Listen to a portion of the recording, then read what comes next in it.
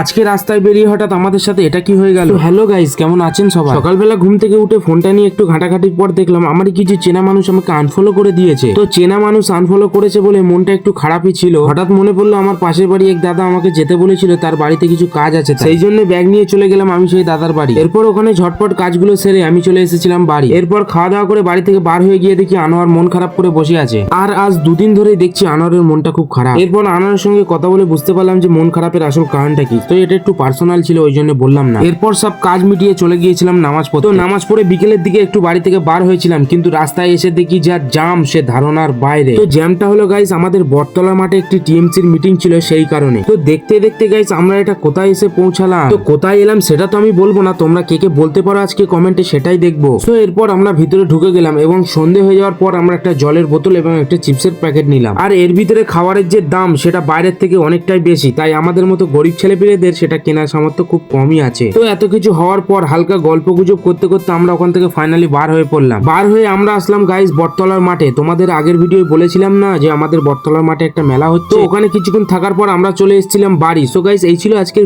ভিডিওটা কেমন হয়েছে কমেন্টে অবশ্যই জানাবে।